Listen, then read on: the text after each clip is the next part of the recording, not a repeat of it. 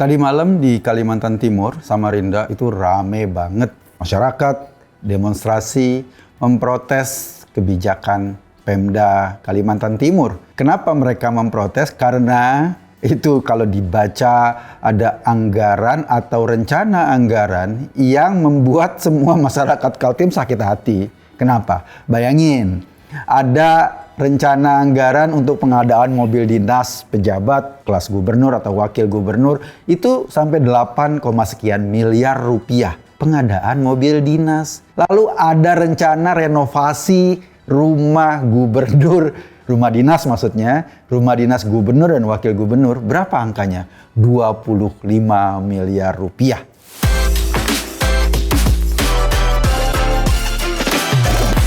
Tentu dalam kondisi suasana saat ini, masyarakat merasa ini apa-apaan. Kita sudah capek dengan kondisi ekonomi, harga bensin naik, harga LPG naik, mungkin harga bahan makanan juga naik.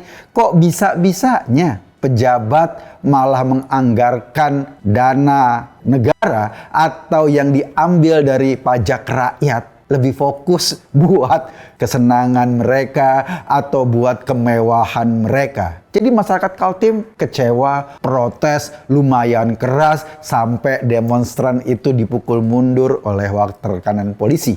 Nah, ini suasana di Kaltim. Sebelumnya kita juga ingat di Pati misalnya, ketika Bupati Pati waktu itu berencana ingin menaikkan PBB. Masyarakat Pati ya protes. Karena apa? Karena beban mereka sudah amat berat, lalu pemerintah dengan gampangnya menaikkan pendapatan lewat PBB, pajak bumi dan bangunan. Bukan cuma di Pati ataupun di Kaltim, ada juga anggaran aneh di Sumatera Selatan. Ada anggaran untuk pembelian meja biliar. Ini kan luar biasa kondisi kita lagi saat ini. Tapi kok kayaknya pejabat-pejabat itu sembarangan deh bikin perencanaan, bikin anggaran yang kemudian tidak memberi manfaat buat masyarakat di daerahnya. Kan hampir banyak sekali dari anggaran itu sumbernya dari pajak masyarakat. Harusnya kan logiknya kembali ke masyarakat. Tetapi saat ini ketika masyarakat mulai tertekan karena kondisi ekonomi yang makin menekan, suasana pejabat-pejabat ini sama sekali tidak sensitif. Tidak membuat masyarakat merasa yuk kita bareng-bareng susah bersama. Enggak, masyarakat makin susah, pejabatnya enggak peduli. Ini yang terjadi di banyak daerah. Kalau kita lacak misalnya proses penganggaran di APBD Pemda di seluruh Indonesia, sebagian besar dana itu dialokasikan ya buat para pejabatnya alias bias pejabat. Ada belanja pegawai ya buat gaji-gaji mereka, ada belanja untuk fasilitas pejabat, perjalanan dinas dan lain-lain. Kira-kira sekitar 50-60%. Yang seluruh APBD-nya dianggarkan melulu buat kepentingan pejabatnya, sementara untuk pembangunan yang dampaknya langsung buat masyarakat jumlahnya nggak sampai 50%. Barangkali ada yang cuma 35%. Jadi kita semua bayar pajak buat biayai mereka, buat biayai gaya hidup mereka. Ini problem. Kita juga memaklumi memang pemerintah pusat dalam beberapa waktu belakangan memang lagi getol-getolnya untuk memotong anggaran atau transfer ke daerah. Akibatnya banyak daerah yang sekarang kesulitan dalam mengelola anggarannya. Mereka kesulitan karena yang tadinya mengandalkan transfer dari pusat dan transfer ini sekarang dipotong bisa sampai 20-30%, mereka kebingungan, ngos-ngosan. Oke, kalau mereka kebingungan kayak gitu, mestinya yang harus pertama dilakukan efisiensi adalah anggaran-anggaran yang berkenaan dengan kepentingan pejabatnya dong. Biar masyarakat tidak dikorbankan. Kan kita-kita ini sudah capek cari sumber-sumber ekonomi untuk bayar pajak. Tetapi ketika pemerintah pusat meminta pemerintah daerah untuk menekan pengeluaran efisiensi dan segala macam, Malah yang dikena duluan adalah anggaran-anggaran yang diperuntukkan buat masyarakat. Sementara pejabatnya ya seperti biasa, nyaman-nyaman saja. Penyusunan anggaran atau APBD yang bias pejabat ini memang menjadi tren di Indonesia. Wajar kalau masyarakat Kaltim mulai protes, mungkin masyarakat di tempat lain mulai terasa. Ini gimana sih? Tadinya ada anggaran untuk desa misalnya, dana desa yang diharapkan bisa membantu masyarakat berputar di masyarakat atau memperbaiki infrastruktur tingkat desa. Ada 1 miliar misalnya per desa untuk memperbaiki infrastruktur, jalan-jalan desa sehingga ada dampaknya langsung buat masyarakat. Tapi tiba-tiba kucuk ada Koperasi Desa Merah Putih yang dikucurkan anggaran, lalu mereka harus membayar hutang karena anggarannya dari Bank Himbara, harus membayar utang, barangkali dari 1 miliar anggaran desa itu 70%, 60-70% digunakan untuk cicilan hutang. Jadi dana desanya tinggal secuil. Akhirnya dana yang berputar buat masyarakat perbaikan infrastruktur makin minimal lagi. Kelas kabupaten kota itu dananya berkurang untuk perbaikan fasilitas buat masyarakat. Kelas desa diambil sama Koperasi Merah Putih. Dan kita makin bingung, ini pemerintah sebetulnya bekerja buat siapa? Kok kesannya bekerja untuk dirinya sendiri? Mengelola anggaran untuk kepentingan dirinya sendiri.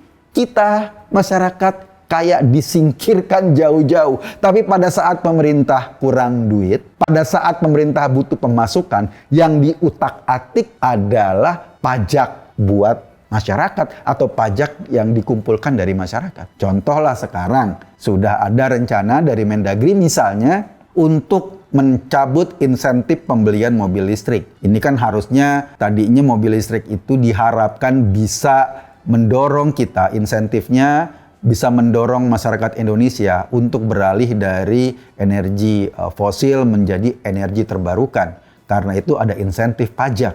Sekarang insentifnya dicabut. Jadi para pemilik mobil listrik yang kemarin-kemarin bayar pajaknya cuma ratusan ribu, sekarang ya sama, jutaan juga, sama mobil bensin. Nggak ada bedanya. Jadi nggak ada insentif khusus untuk proses transformasi dari energi fosil ke energi terbarukan. Padahal harga bensin lagi naik. Ini kan kesempatan sebetulnya. Banyak orang akan beralih ke mobil listrik. Harusnya insentif itu ya makin diteruskan agar ketergantungan kita pada energi fosil menurun. Tapi nggak juga. Pajak kendaraan kan nanti buat pemerintah daerah. Iya, pemerintah kayak DKI, Jawa Barat, Jawa Tengah, Sumatera Utara, Sulawesi Selatan, kota-kota besar misalnya, atau Jawa Timur, bisa tuh dapat pajak tambahan dari dicabutnya insentif pajak mobil listrik. Tapi pemerintah-pemerintah di daerah, kelas di daerah pinggiran kan konsumsi mobil listriknya berapa banyak sih? Paling 10 unit, artinya ruang fiskal ini ya nggak ada artinya buat pemerintah di daerah. Sebetulnya yang terjadi adalah kita, masyarakat, diminta untuk efisien, diminta untuk berhemat, diminta untuk lebih menata pengeluaran kita karena kondisi global lagi tidak sehat. Harga energi naik, harga pangan mungkin juga akan naik ke depan, dan banyak sekali tambahan pajak yang bebankan kepada masyarakat. Kita diminta berhemat sambil terus-menerus membayarkan pajak buat pemerintah. Oke, sebagai bangsa yang berbudaya dan kita tahu kondisinya lagi tidak sehat, ya kita oke-oke saja. Tapi persoalannya, ketika kita diminta untuk berhemat, para pejabat menampilkan wajah yang lain, menampilkan kemewahan-kemewahan yang justru menyakiti kita ketika kita sedang berhemat. Karena kita tahu kemewahan itu menggunakan uang pajak, uang kita. Uang yang kita kumpulkan setetes demi setetes keringat kita yang kita bayarkan kepada pemerintah. Dan digunakan untuk hal-hal yang sifatnya pemborosan. Misalnya, selain anggaran-anggaran Pemda tadi, ya kita seneng ketika pemerintah mau memberi makan masyarakat lewat program MBG. Waduh, Hebat sekali. Dananya gila-gilaan sampai 335 triliun per tahun. Tapi tahu nggak? Kemarin misalnya ada isu BGN mengadakan program atau membelanjakan uangnya untuk membeli 21.000 motor listrik yang harganya sampai 40 juta lebih. Bayangin, ini program yang katanya buat gizi masyarakat. Akhirnya dalam penyusunan anggaran, bias pejabat juga memfasilitasi pejabat-pejabat di SPPG, pejabat-pejabat yang mengelola itu, mengelola dapur-dapur SPPG. Bukan cuma motor listrik, ada beli kaos kaki juga, ada anggarannya, ada pengadaan buat aplikasi, ada anggarannya. Akibatnya apa? Akibatnya disiapkan anggaran besar, ujung-ujungnya bukan terdistribusi buat masyarakat, tetapi ujung-ujungnya jadi bancakan pejabat juga. Ini menyakitkan kita sebagai masyarakat. Pada sisi lain, harga-harga sudah meningkat. Ya, harga bensin kan sudah meningkat. Kalaupun yang meningkat adalah bensin-bensin kelas non-subsidi. Tetapi yang pasti sudah meningkat sangat signifikan. Solar buat industri juga meningkat. Akibatnya apa? Akibatnya biaya industri, biaya produksi jadi makin tinggi. Biaya produksi jadi makin tinggi, outputnya, barangnya juga akan naik dong harganya. Kalau barangnya naik, masyarakat membelinya juga dengan harga yang tinggi juga. Artinya apa? Bebannya ke masyarakat lagi. Ini yang menjadi persoalan. Harusnya dalam kondisi fiskal kita yang kejepit dengan hutang yang cukup besar, dengan cicilan bunga hutang yang luar biasa besar, yang pertama harus menunjukkan bahwa kita harus prihatin adalah para pejabatnya. Baik pejabat pusat maupun pejabat daerah. Itu yang harus ditunjukkan. Tetapi sekarang kita semua dipertontonkan dengan gaya hidup pejabat yang seolah-olah bangga banget jadi pejabat, padahal mereka fasilitas itu dibayarkan dari dana pajak. Pejabat yang ulang tahun mewah sekali, digambarkan di sebuah hotel mewah, disatukan dengan kegiatan kenegaraan. Monggo deh ulang tahun deh. Tapi ketika itu ditampilkan ke publik, yang sakit hati siapa? Ya kita lah. Kita tahu itu semua dari dana pajak kita. Itu semua dari tetesan keringat kita. Jadi mohon deh, para pejabat, ini masyarakat lagi susah. Jangan mentang-mentang.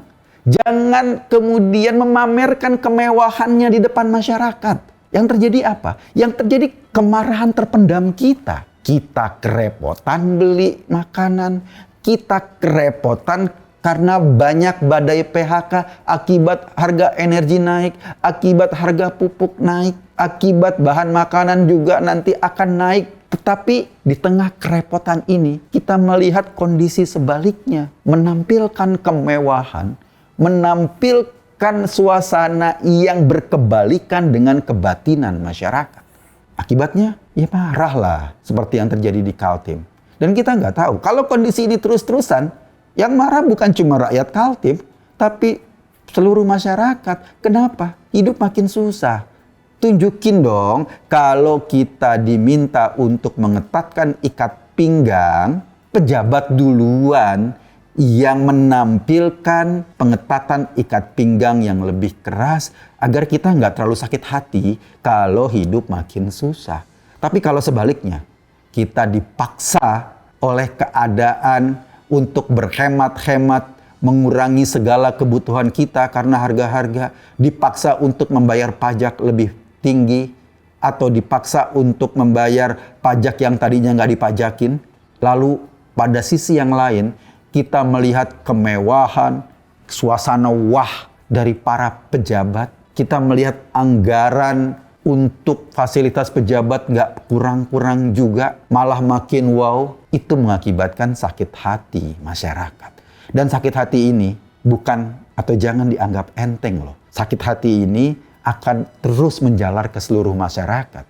Kita barangkali atau masyarakat barangkali sudah ini soal demokrasi, soal apa, soal politik, barangkali itu menjadi jauh atau jauh dari masyarakat. Yang kita pentingin adalah bagaimana kehidupan sehari-hari itu bisa berjalan dengan normal. Tapi kalau suasana demokrasinya, aspirasi publiknya ditekan, suasana politiknya ditekan, ada aktivis yang kritis disiram air keras, ada aktivis yang mengkritisi pemerintah dilaporin ke polisi. Pada sisi yang lain, ekonomi masyarakat ditekan juga, sementara pejabatnya hidup dalam tanda kutip bermewah-mewah, bahkan sengaja ditampilkan di media sosial kemewahan itu. Ini luar biasa. Jangan juga menyalahkan masyarakat yang kecewa pada pemerintah yang tidak peka terhadap kondisi masyarakat. Kondisi di Kalimantan Timur itu adalah warning bagi kita semua, bagi seluruh daerah, bahwa kita memasuki pada fase kritis. Kita memasuki pada fase di mana kehidupan tidak baik-baik saja, khususnya kehidupan ekonomi masyarakat. Kalau suasana kehidupan tidak baik-baik saja, yang kita pentingkan dari para pejabat adalah keberpihakan mereka. Jangan sering menampilkan kemewahan secara telanjang di media sosial. Cuma ingin pamer bahwa gua pejabat sukses. Jujur, itu memuakkan. Gue Eko Kuntadi. Masuk Pak Eko. Terima kasih.